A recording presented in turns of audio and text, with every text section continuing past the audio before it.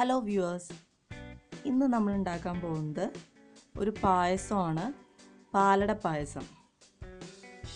അത് ഉണ്ടാക്കാൻ വേണ്ടി നമ്മൾ എടുത്തേക്കുന്ന സാധനങ്ങൾ: പാലട 100 ഗ്രാം, പഞ്ചസാര 150 ഗ്രാം. ഈ പാലടയും പഞ്ചസാരയും കൂടി മിക്സ് ചെയ്ത് വെച്ചേക്കാണ്. കശുവണ്ടി ഒരു 3 സ്പൂൺ, ശവരി അരി 1 സ്പൂൺ, മുന്തിരി, ഉണക്കമുന്തിരി ഒരു 5-6 എണ്ണം. കൂടുതൽ ഇഷ്ടമുള്ളവർക്ക് അതനുസരിച്ച് ചേർക്കാം. പാല് 1 ലിറ്റർ പാല്, അതിൻ്റെ കൂടെ 1/2 ലിറ്റർ വെള്ളവും കൂടി ചേർത്ത് കൊടുക്കണം. ഇന്ന് നമുക്ക് ഇതെങ്ങനെയാണ് തയ്യാറാക്കുന്നതെന്ന് നോക്കാം. ആദ്യം തന്നെ പാലടുപ്പത്ത് വെച്ച് അതിലേക്ക് 1/2 ലിറ്റർ വെള്ളവും കൂടി ചേർത്ത് തിളക്കാൻ വയ്ക്കുക.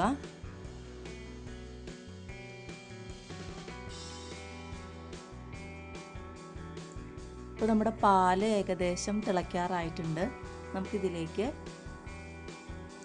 പാലടയും പഞ്ചസാരയും ചേർത്ത് കൊടുക്കാം.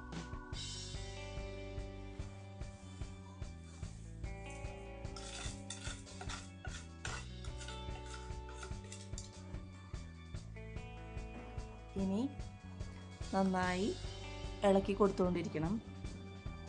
അരമണിക്കൂറാണ് ഇത് വേവാൻ വേണ്ട സമയം. പാലടയ്ക്ക് കുറച്ച് സമയം വേണ്ടി വരും വേവാനായിട്ട്.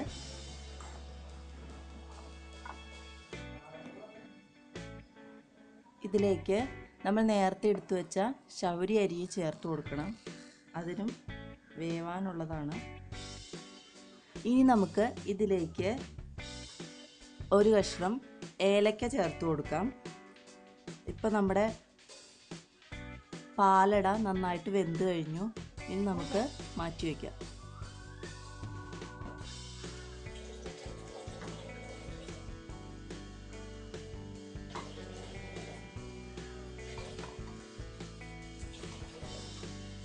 പാൻ ചൂടാകുമ്പോൾ അതിലേക്ക് 2 സ്പൂൺ RKG ഒഴിക്കുക.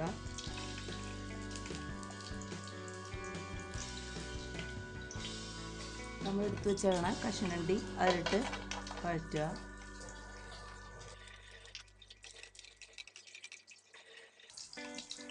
ഇനി നമുക്കിത് പായസത്തിലേക്ക് ഒഴിച്ചു കൊടുക്കാം.